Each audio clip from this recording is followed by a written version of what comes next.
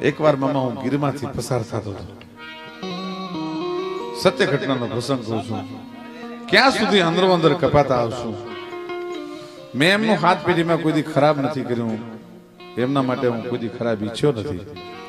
હું ત્યાંથી પસાર થતો હતો, ત્યાં રોકાણો. એમણે મને એમ કીધું કે એક ફોરેસ્ટ અધિકારી છે એ મને નડે છે. આપણે તો થોડું પેટમાં જાય ને એમ કે નડે છે એટલે આપણે કે તો હવે આપણે જોઈ લઈશું, એમ નહીં નડવાથી. સત્ય ઘટનાનો પ્રસંગ. પોલીસ ઓફિસરો બેઠા છે, આમાં કદાચ સીબીઆઈ હોય તો મને વાંધો નથી. બાપા તમને નડતા હોય તો પછી તો અમને નડે એમ કહેવાય ને. એટલે મેં કીધું આપણે જોઈ લઈશું. સાહેબ ચારણોમાં કેટલા ખૂટલ હોય છે એની હું તમને વાત કરું છું. મિસ્ટર કિનકેડ, કર્નલ ટોડ અને રાસમાળામાં ફાર્બસે લખવું પડ્યું છે કે ચારણ જેવી દુનિયામાં કોઈ સત્ય વક્તા કોમ નથી, અને ઈ જ્યાં જામીન ગતું કરે ત્યાં કોઈ દિવસ બીજું કાંઈ થાય નહીં. એ અંગ્રેજોને લખવું પડ્યું છે. ત્યાં અમને અમારો પીઠળની હાજરીમાં એક મારો અનુભવ કહેતો જાઉં છું. મને કે નડે છે તો એને આપણે હરખા કરતા જઈએ. બબે ઘૂંટડીયું મારી નીકળ્યા. ક્યાં છે તો આ રહ્યો ફોરેસ્ટ અધિકારી, પાછો હરિજન. અને મામા મેં રાતે માર્યો.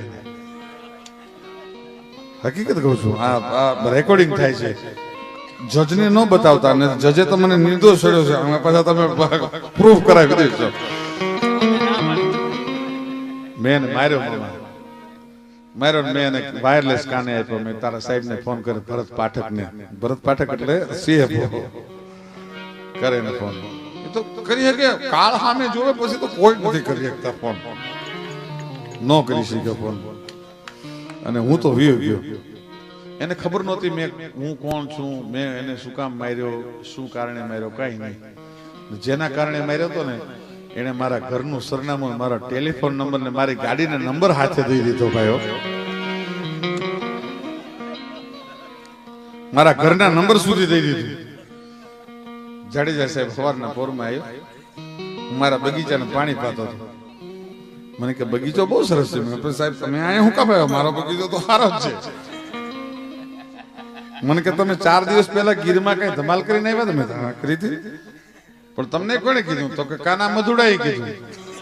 શાબાશ, ગીરનો ચારણ, વાહ કાનો મધુડો. આમ દાઢિયું રાખે છે. મારું સરનામું દીધું સાહેબ. એના હાટું હું બાજ્યો, મારું સરનામું દીધું. અને સરનામું દીધું જાડેજાને મારા સુધી પહોંચાડ્યો. અને છેલ્લે હરિજને મારે સમાધાન કર્યું ને કોર્ટમાં. મલિક સાહેબ નહીં થયા છતાં હવે અમારે તો છે ને ઓલા ગુનેગારની પાટલી ઉપર બેસવું પડે. એટલે હું તો ત્યાં જઈને બેઠો. મલિક સાહેબે કીધું કે ગઢવી સાહેબ આપ આગળ આવો. એમાં ઓલો હરિજન હેરેરી ગયો.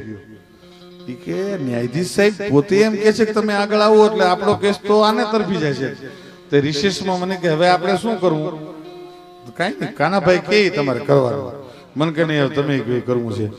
એટલે કીધું કે તમને રાત્રે માર્યા હતા એ હકીકત છે? તો કે દાઢી વાળો એ માણસ હતો. તો કે તમે કોના કહેવાથી માન્યું કે આ દાઢી વાળો હતો? તો કે કાનુભાઈ મધુડાના કહેવાથી ઈશ્વરદાન હતા.